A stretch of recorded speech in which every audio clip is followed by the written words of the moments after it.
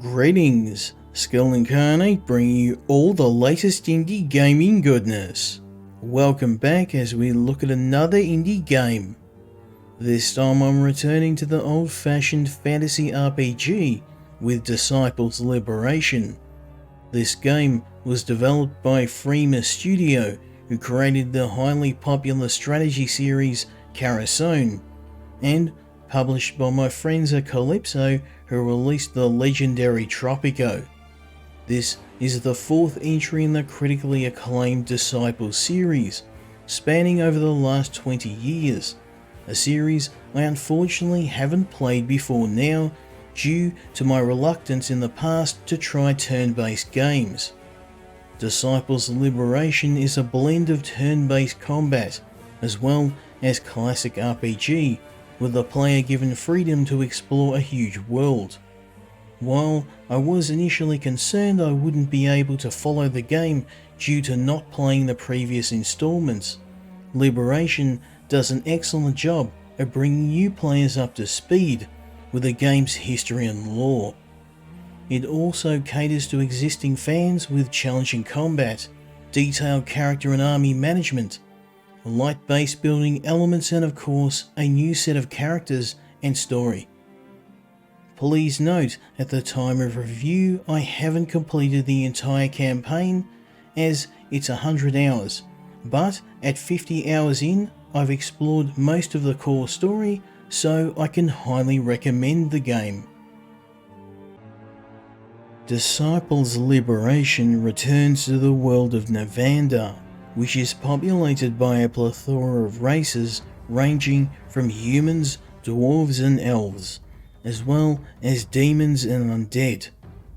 Contrary to other fantasy universes with a more clear-cut definition of good and evil, the races have their own unique history, agendas and politics, with the line between good and evil often being difficult to determine. The player takes the role of Avianna, a young mercenary, along with her childhood friend Orion, as they attempt to assassinate a high-ranking priest of the Veil, a powerful religious order. After the mission goes sideways, Avianna accidentally unlocks her latent magical abilities, summoning a portal that transports her party to the ancient city of Ilion. It's now up to Avianna to liberate Nevandaar by exploring the game's 5 regions, making allies and enemies, forming your own army, and unlocking your magical power. The story is the strongest point of the game, with a huge cast of factions to interact with, and lore to immerse yourself in. The player is given complete freedom to choose their approach to each encounter, allowing you to complete quests by using diplomacy, stealth, seduction or brute force. This extends to allowing for you to ally yourself with any of the game's factions.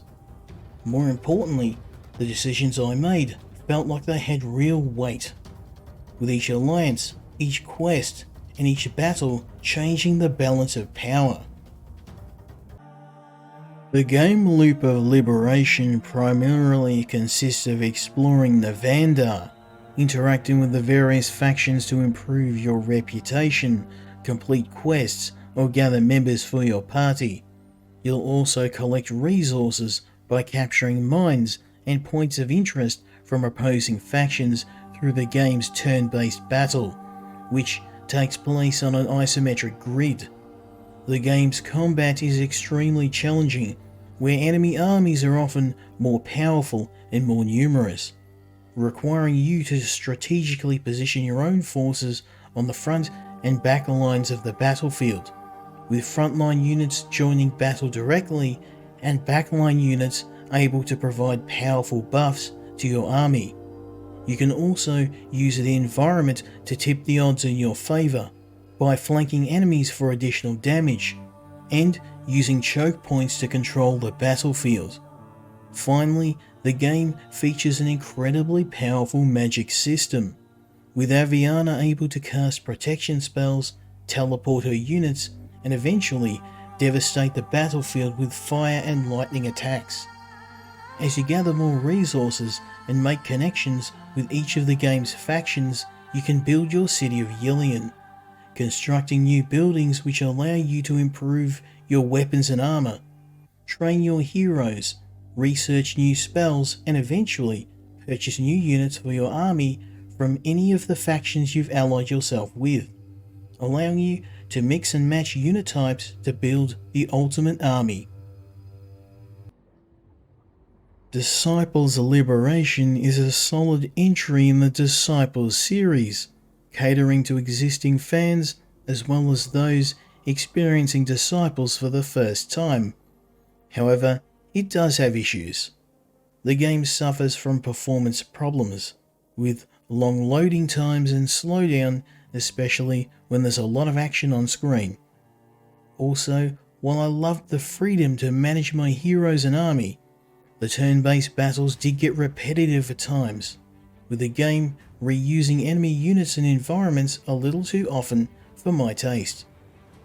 Finally, the game balance shifted later in the campaign, with high-tier units and spells making the game too easy. Despite these problems, this is a fantastic fantasy RPG, with a rich story, a massive amount of characters, and quests to complete. Best of all, the game has several different endings, providing significant replay value, as you need to complete the campaign more than once to experience the entire story, and collect all the party members. I highly recommend this game to fans of turn-based strategy games like Might and Magic. I hope you enjoyed this review of Disciples Liberation, and if you did, I'd appreciate a like and a subscribe as it really helps the channel. As always, let me know your thoughts in the comments, and I hope you'll join me next time when we look at another indie game. Until then, Skill Incarnate, out.